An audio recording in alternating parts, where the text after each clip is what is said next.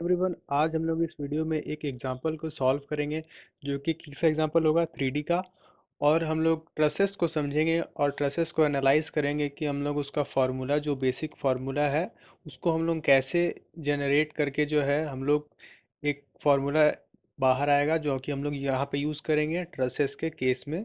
हम लोग जो क्या करेंगे उसको यूज़ करेंगे। तो फर्स्ट ऑफ ऑल ये कुछ क्वेश्चन में आते हैं, तो इस क्वेश्चन में जो है हमें क्या बताना है, एसआई बताना है। ठीक है, तो एसआई बताना है स्टैटिक इनडिटर्मिनेसी। तो उसके लिए जो हमने बेसिक फार्मूला जो हमने लिख रखा है वो ये है कि नहीं। तो जो बेसिक फार्मूला है उसमें से जो अल्फा क्या है, ये इन केस ऑफ 3D हमें क्या याद रखना है, अल्फा इज इक्वल्स टू 6 क्या है इन केस ऑफ 3D। ठीक है, उसके बाद नंबर ऑफ मेंबर में आते हैं, तो कितना है 1 2 3 4 है कि नहीं। Number of member 4। जहाँ बात आता है रिएक्शन फोर्सेस का तो 3D में थोड़ा समझना ज़रूरी है कि नहीं। तो रिएक्शन अगर ये हिंज सपोर्ट है तो एक जो है हम लोगों का अपवर्ड रिएक्शन फोर्सेस लगेंगे, एक इस डायरेक्शन से लगेंगे है कि नहीं। अगर हमने इसको x मान रखा है, y मान रखा है, ठीक है, तो z और z इधर से भी आएंगे ना, एक जो रेजिस्टिंग फोर्स करेंगे। तो यहाँ पे कितने, 3। ठीक है, अब रोलर सपोर्ट की बात करें तो रेजिस्टिंग फोर्स क्या होंगे, एक बस अपवर्ड। ठीक है, तो अपवर्ड रिएक्शन फोर्स और इस तरफ से कोई रिएक्शन नहीं लगेंगे, लगेंगे तो वो रेजिस्ट नहीं कर पाएंगे, इस तरफ से भी कोई लगेंगे तो रेजिस्ट नहीं कर पाएंगे। ठीक है, तो कितने फोर्सेस लगेंगे यहाँ पे, एक। इन केस ऑफ 3D हम यहाँ पे बात कर रहे हैं। ठीक है, सिमिलरली ये ए पॉइंट हिंज है, सी पॉइंट भी हिंज है, तो यहाँ पे 3, यहाँ पे 3, यहाँ पे 1। ठीक है, अब आते हैं गाइडेड रोलर में।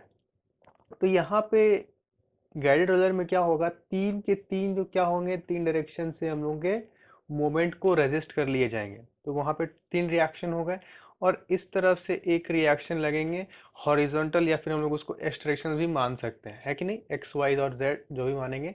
अगर ये एक्स माने तो एक जो है इस साइड से क्या होंगे, रिएक्शन जो है वो काउंटरएक्ट करेगा।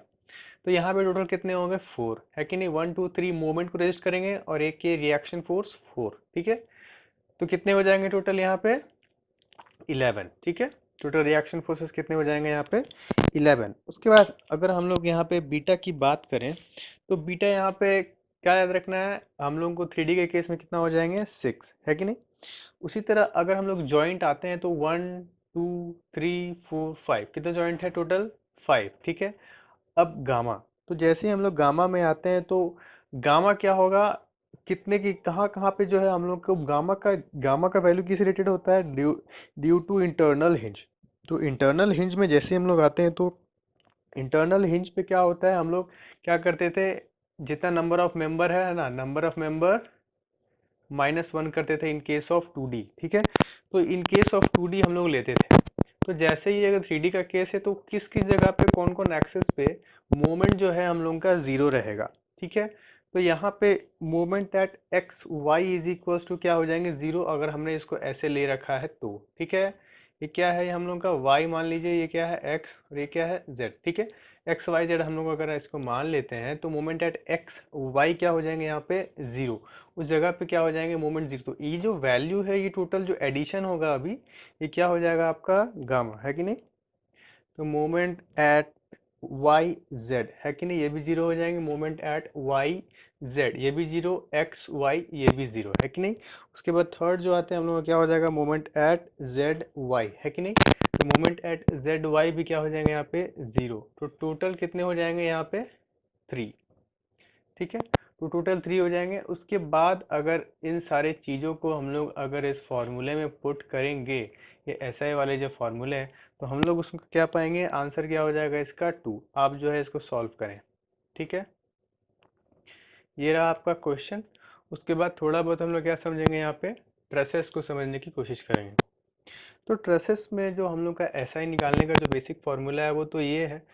तो हम लोग उसको क्या करेंगे, एक सिंप्लीफाइड करेंगे, सिंप्लीफाई करके समझेंगे कि हम लोग उस चीज़ को कैसे सॉल्व करेंगे।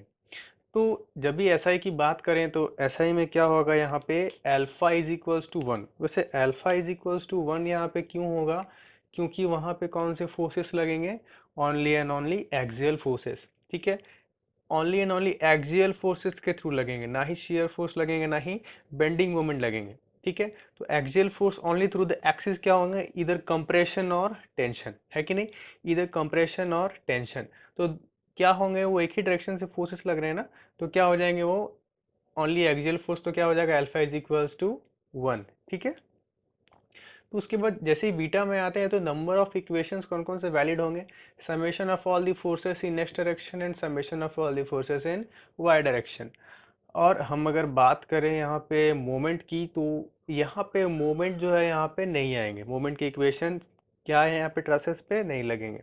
तो मोमेंट के इक्वेशन ट्रसेस पे नहीं लगेंगे क्योंकि जो ट्रसेस है वो क्या होंगे, या तो वो कंप्रेशन या फिर वो टेंशन को जो है वहाँ पे फोर्सेस लगेंगे, मोमेंट वहाँ पे आएंगे नहीं। हम लोग एट द जॉइंट्स की बात कर रहे हैं, ठीक है। और गामा इज इक्वल्स टू 0 क्योंकि all the joints are pin jointed, सारे जो जॉइंट्स होते हैं वो क्या होते हैं, पिन जॉइंटेड। तो इंटरनल हिंज वगैरह की बात तो यहाँ पे आएगी नहीं, तो यहाँ पे क्या हो जाएंगे हम लोग का गामा इज इक्वल्स टू 0। अब इन सारी वैल्यूज को हम लोग अगर पुट करेंगे एसआई वाले इक्वेशन में, एसआई वाले फॉर्मूले में, तो आप लोगों को क्या मिल जाएगा, एसआई इतना मिल जाएगा, ठीक है, m plus R E minus two J. Similarly जो हम लोग का एक्सटर्नल स्टैटिक इनडिटर्मिनेसी क्या होता है, क्या है, आर ई माइनस थ्री, है कि नहीं। उसके बाद हम लोग इंटरनल स्टैटिक इनडिटर्मिनेसी को फॉर्मूला के अगर पुट करेंगे तो क्या हो जाएगा, m माइनस टू जे प्लस थ्री, ठीक है। इन सब को जो है हम लोग को बेसिक सा फॉर्मूला ध्यान में रखना है। इसके बाद हम लोग क्या सॉल्व करेंगे, ट्रसेस को, है कि नहीं। तो आज के लिए बस इतना ही, इसके बाद वाले वीडियो में हम लोग और आगे इस क्वेश्चन को सॉल्व करेंगे।